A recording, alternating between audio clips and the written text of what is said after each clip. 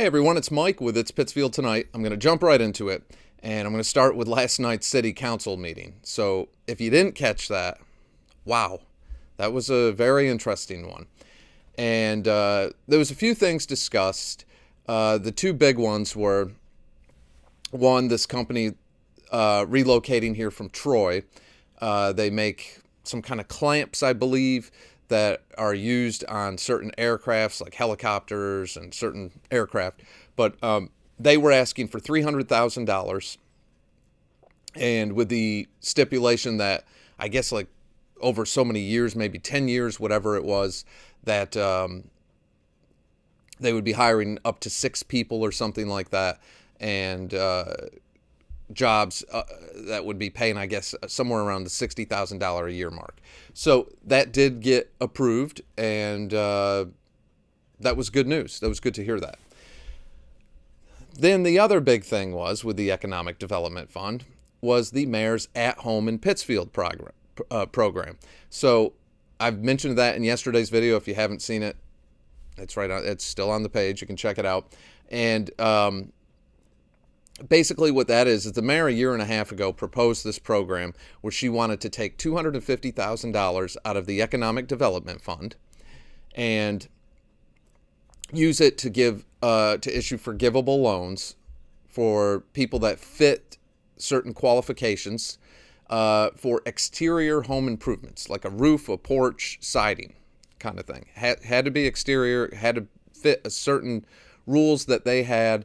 They picked the contractors. You have to live and reside on the property. It can't be an income property that you own and just rent out. You have to live there. You have to agree to stay there for 7 years if you get approved for this. And it got shot down by the council a year and a half ago because a lot of the counselors, actually all the counselors, were in favor of the program. They were 4 of them were not in favor of taking it from the General Electric Economic Development Fund. That was the main issue, where the money was coming from. So the mayor brought it back a year and a half later, and it came to the council last night, and now it's $500,000 she wants to take and for that project. And councilors Kevin Morandi and Chris Connell were against it coming out of the Economic Development Fund, saying that that's not what that GE money is intended for, and that's not economic development that it was intended for. Then it got into the whole debate of what is the definition of economic development, which it really started getting pretty ridiculous. Ward 5 counselor Patrick Cavey said that he studied economics and technically this is economic development. I was waiting for Bill Clinton to chime in and say it depends on what the definition of the word is. I mean, it was ridiculous how we started debating whether it's economic development, economic growth, the difference between the two. Yes, there's a difference between the two, and you can split hairs over that and get down to the definition of the word. But behind the whole thing was, we all know, those of us that grew up here when GE was here, people that lived here when GE was here and booming and saw what it was, that money was intended to stimulate and bring back the economy, to create new jobs out of the jobs that were lost from the departure of General Electric. That's what it was for. And we all know that's what it was for. This program, here it was an interesting part because Kevin Morandi asked the mayor about this, saying, well, last time when it was rejected by the council, you said you were going to reconvene with a group of people that would include 2 city councilors, and you would be looking at other options to secure revenue to move this project forward. And he said, how many times in the past year and a half did you meet? And the mayor's answer, she did not hesitate. She said, not once. And she looked very irritated that someone questioned her authority. But, she looked irritated. She said, not once. And then she said, look, we knew we were going to bring this back and ask for more. They knew they were going to bring it back to the council. So they never looked at other options to secure funding for this, which this is done all over the place. Believe me, having a General Electric Economic Development Fund is not something you have in every community. It's pretty unique to us.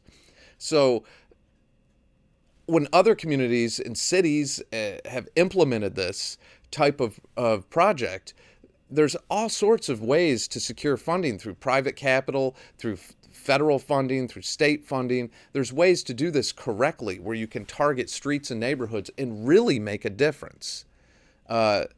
This is, I just don't see this working. And then, Councilor Mafuccio said that, there's all these contractors that are out of work because of the coronavirus.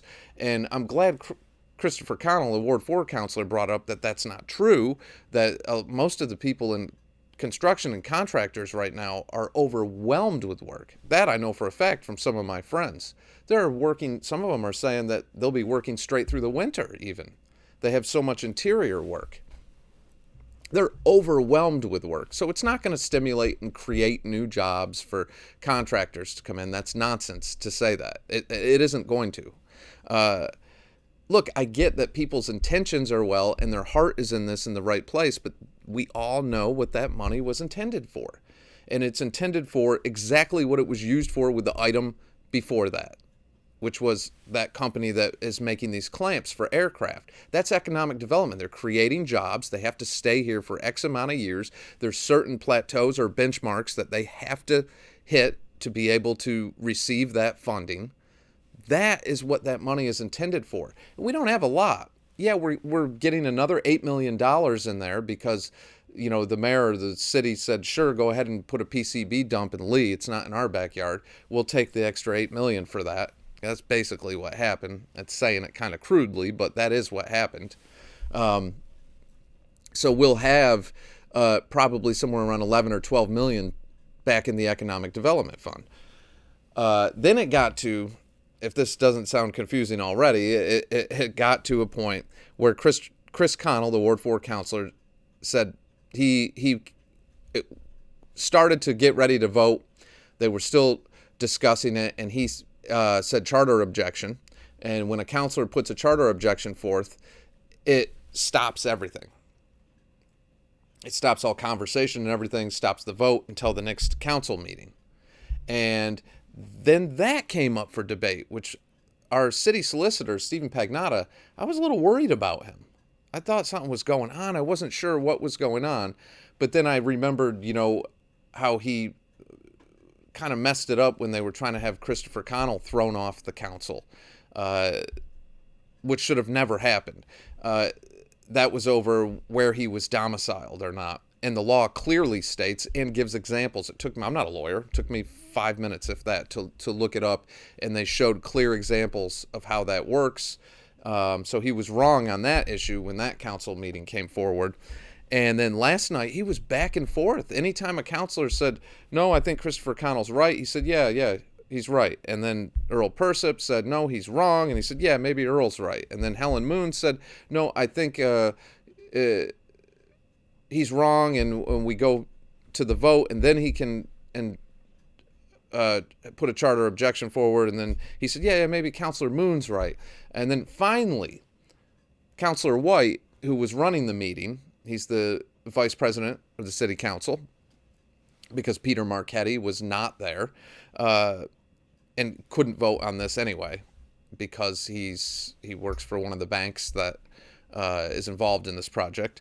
So he finally did the right thing, and thank God he did. Thank God he stepped forward and just said, look, Christopher Connell's right. He put a charter objection forward. There's no way during a Zoom meeting for him to just say charter objection out loud during the meeting. He has to be unmuted, and the moderator has to select him and all that. So the charter objection held, as it should have.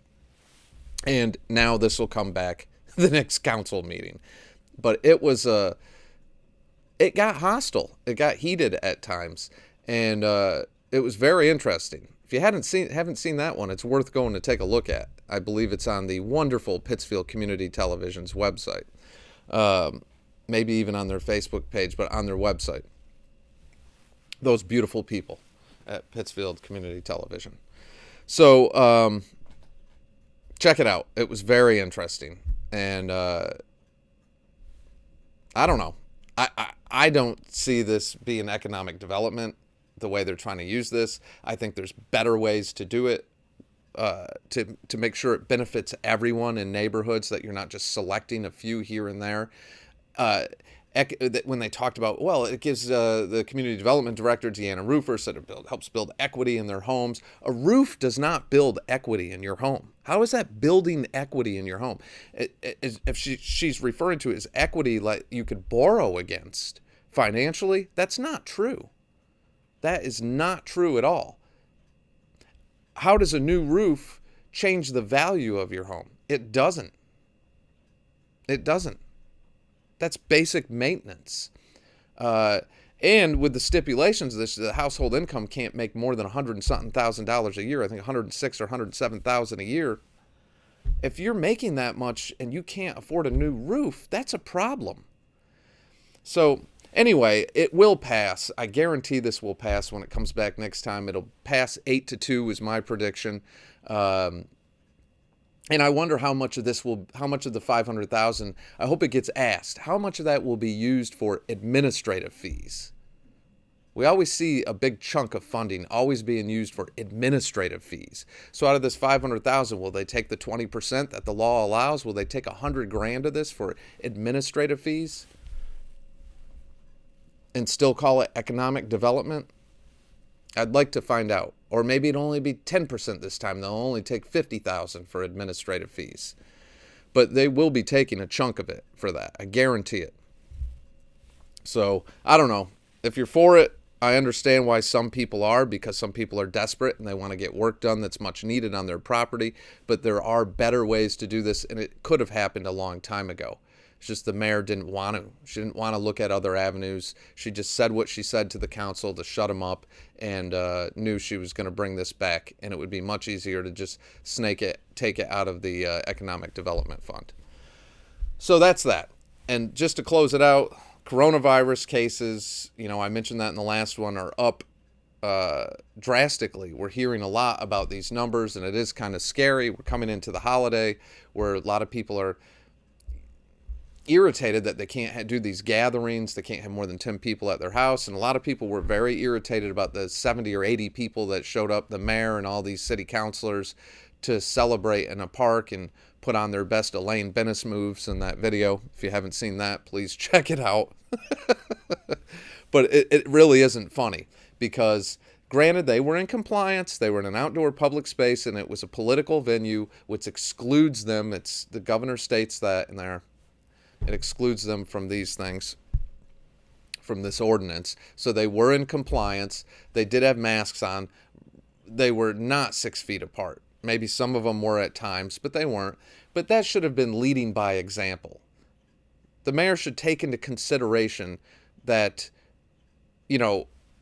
everyone is stressed what they're going through, and there she is out there with her friends, 80 of them, dancing and singing and hanging out with each other in the park and telling you, do as I say, not as I do. I mean, basically, that was how people interpreted that. A lot of people were really irritated about that. But anyway, if you want to see some great Elaine Bennis dance moves, check out the video. I've seen videos floating around Facebook on that. So that's it for now. That was the recap. Hopefully that made sense to everyone. I blasted it out there as fast as I could. And check it out if you can. And it was an entertaining and meeting to watch, and we'll see where that goes. But my predictions are it will pass 8-2. So that's it, and I will catch you all Friday.